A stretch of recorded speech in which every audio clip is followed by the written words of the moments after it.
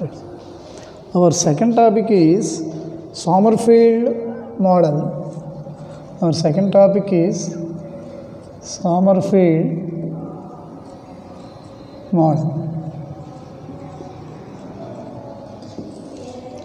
In order to overcome the drawbacks of the Bohr atom model, Sommerfeld proposed this model. The main drawback of the Bohr model is the failure of fine structure of the spectral lines.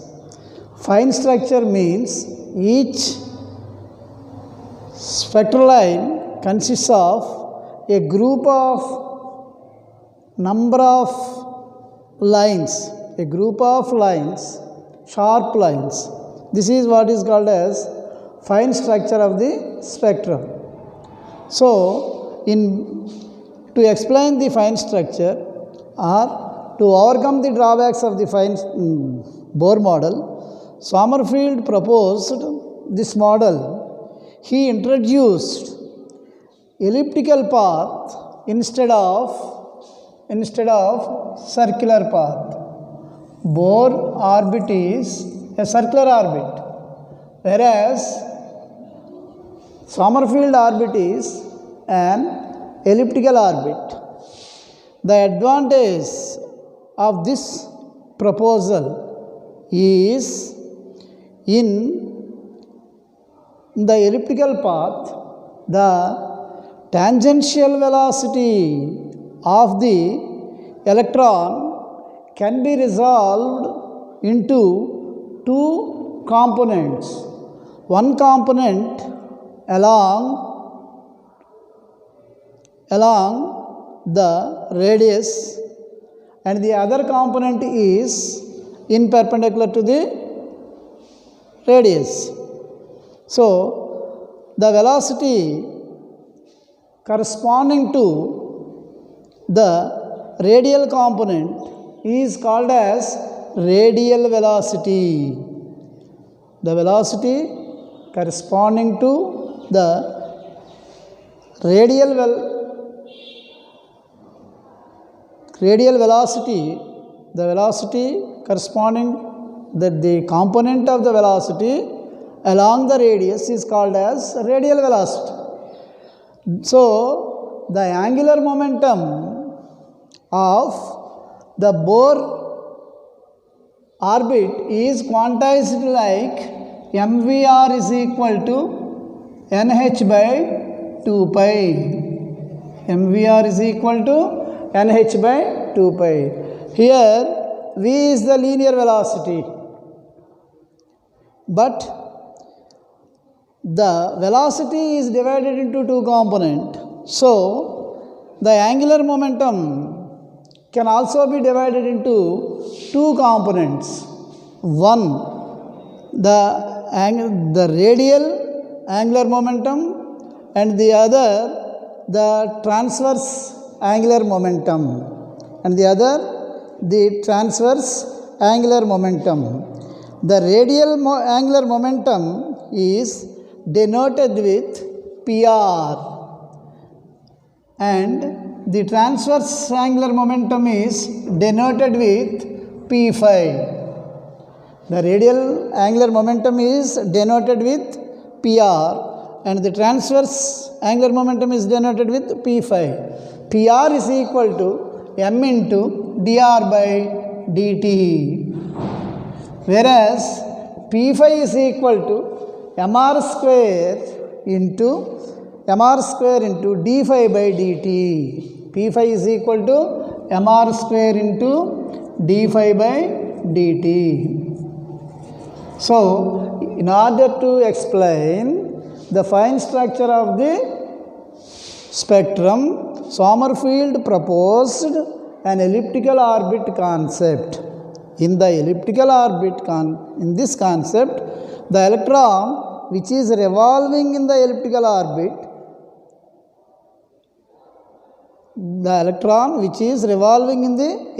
orbit, possesses two velocities. One radial velocity and the other one transverse velocity. the radial velocity is due to the component, the velocity component along the radius, and the transverse velocity is a perpendicular velocity component. So the angular momentum mvr is divided into two angular momenta, one radial angular momentum and the other transverse angular momentum or azimuthal momentum. Here mr square into d phi by dt, where phi is the angle between the radius and the semi-major axis. Angle between the radius and the semi-major axis. So, if n is the principal quantum number of the Bohr orbit, n is the principal quantum number of the Bohr orbit, it is divided into two components or two parts, say n phi and nr. N phi and nr. N phi is the azimuthal quantum number and nr is the radial momentum quantum number. So, if n is equal to 1, if n is equal to 1, we can write nr is equal to 0 and n phi is equal to 1, or nr is equal to 1 and n phi is equal to 0. This condition, n phi is equal to 0, is not considerable. Why? Because if n phi is equal to 0, the electron will have to cross the nucleus twice per each time period. If phi is equal to 0, the electron will cross the nucleus twice per each rotation. This is not possible. Therefore, n phi is never equivalent to 0. Therefore, for n is equal to 1, the only possibility is n phi is equal to 1 and nr is equal to 0. This gives a circular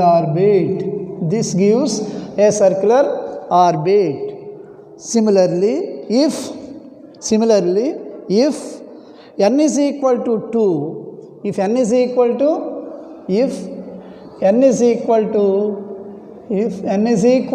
2, so the possibilities are n phi is equal to 2, nr is equal to 0, and the another possibility is n phi is equal to 1 and nr is equal to 1. So, there are two possibilities, n phi is equal to 2, nr is equal to 0. Similarly, n phi is equal to 1 and nr is equal to 1. N phi is equal to 2 and nr is equal to 0 gives a circular orbit, whereas n phi is equal to 1 and nr is equal to 1 gives an elliptical orbit. So, for n is equal to 2, the possibilities are two orbits. The possible orbits are two. One is circular one and the another one is elliptical one. But n phi is equal to 0 is not possible. So, the n is equal to 2. In Bohr model, for n is equal to 2 also it is a circular orbit and it is also a single orbit. Here in Sommerfeld model, it splits up into two orbits. The first orbit, the shape of the first orbit is circular and the second orbit is ellipse. Similarly, for n is equal to 3, we can write n phi is equal to 3, nr is equal to 0 gives a circular orbit, and n phi is equal to 2, nr is equal to 1 gives an elliptical orbit. and also n phi is equal to 1 and nr is equal to 2 gives another elliptical orbit. This means there are three possibilities. First one is circular orbit, and the second one is elliptical orbit, and the third one is also an elliptical orbit. So for n is equal to 3, the possible orbits are 3. The possible orbits are 3. Whereas in case of Bohr atom model, if n is equal to 1 or if n is equal to 2, if n is equal to 3, the energy levels are different, but the number of orbits is the same. They are all single orbits. But 1, 2, 3 gives the energy state of the orbit, the energy state of the orbit. So these orbits are proposed by the quantization of angular momentum.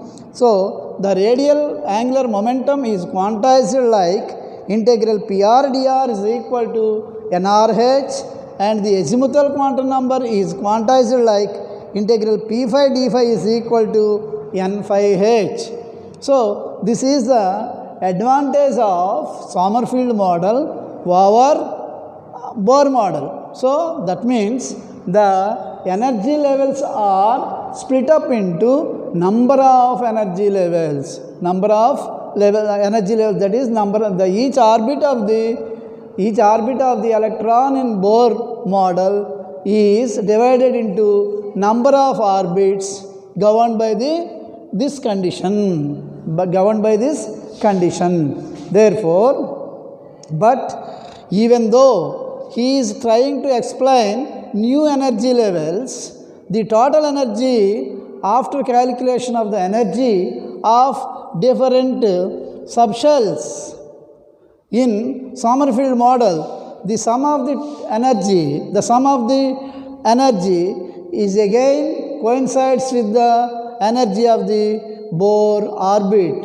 So the new energy levels which are proposed by Sommerfeld model are not realistic. That means they are not enough to explain the fine structure, because the total energy is the same and is coincides with the energy of the Bohr orbit. Later, Sommerfeld himself corrected or proposed another model, or Sommerfeld applied the relativistic correction of the relativistic correction. Relativistic correction means the variation of mass of the electron with velocity is taken into account. That means when the electron moves round the nucleus in elliptical orbit, its velocity is highest when it is nearest to the nucleus, when its velocity is least when it is farthest to the nucleus. Here the velocity is least, here the velocity is the maximum. So the velocity not remains constant, it varies with the position of the electron in the orbit. Not only that, the velocity is comparable to the velocity of the light, and it is up to 0.007 c. That means the velocity of the electron is comparable to the velocity of light. So the relativistic correction for its mass is to be taken into account. The relativistic correction for its mass is to be taken into account. So Sommerfeld, according to Sommerfeld, if we consider the mass of the relativistic mass of the electron, since it is variable, since it varies with its position, the mass is not the same at all places. Since mass varies, the radius of curvature is also not same at all positions, at all positions. So the path of the electron is not at all an closed ellipse, but it is an unclosed ellipse, or say it is a rosette.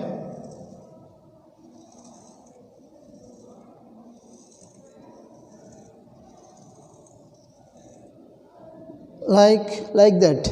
So it is a rosette type path, unclosed ellipse.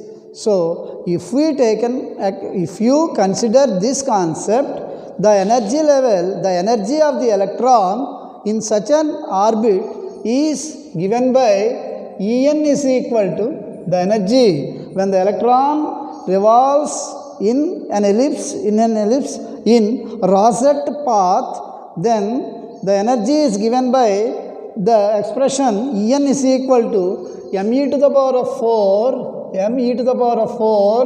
z square by me to the power of 4 z square by 8 epsilon naught square c square h square 8 epsilon naught square c square h square into me to the power of 4 z square divided by 8 epsilon naught square c square h square into 1 plus alpha square z square by n, 1 plus alpha square z square by n into 1 by n phi minus 3 by 4n, 1 by n phi minus 3 by 4n.